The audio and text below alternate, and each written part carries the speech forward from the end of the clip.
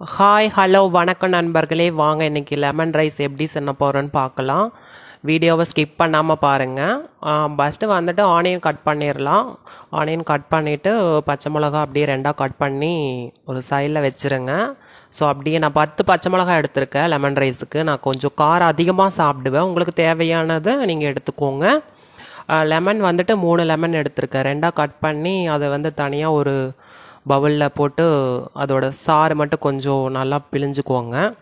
So 3 lemon நான் எடுத்திருக்கேன். உங்களுக்கு தேவைப்பட்டதை நீங்கள் எவ்வளோ வேணுமோ எடுத்துக்கோங்க. நான் வந்து 1.5 டம்ளர் அரிசிக்காக 3 லெமன் எடுத்திருக்கேன். எல்லாமே கட் பண்ணி ரெடியாகிடுச்சு ஃப்ரெண்ட்ஸ். வாங்க அடுப்பு ஆன் பண்ணிடலாம்.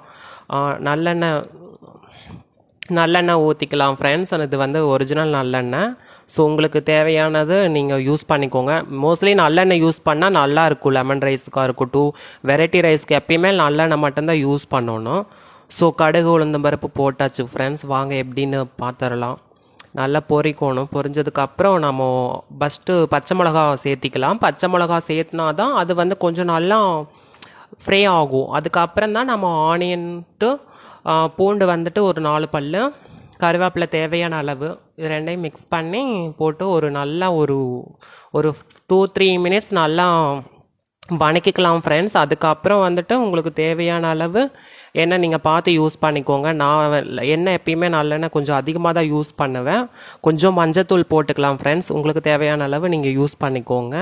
நம்ம தனியாக எடுத்து புழிஞ்சு வச்சிரோம்ல லெமன் ஜூஸ், அதையும் ஊற்றிடலாம், மிக்ஸ் பண்ணிடலாம். மிக்ஸ் பண்ணி ஒரு 2-3 மினிட்ஸ் நல்லா வணக்கிக்கலாம் ஃப்ரெண்ட்ஸ்.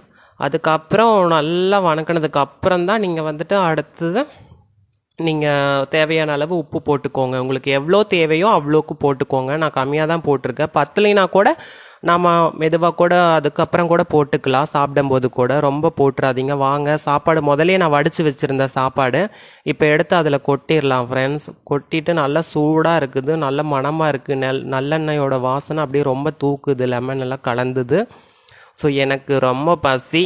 ஸோ நல்லா கொட்டினதுக்கப்புறம் நல்லா உதிரியாட்டு இருக்கும் அரிசி வந்துட்டு. அப்போ தான் ரைஸ் வந்து கிளறதுக்கு நல்லாயிருக்கும். சும்மா கொலன்னு இருந்தால் பிடிக்காது எனக்கு.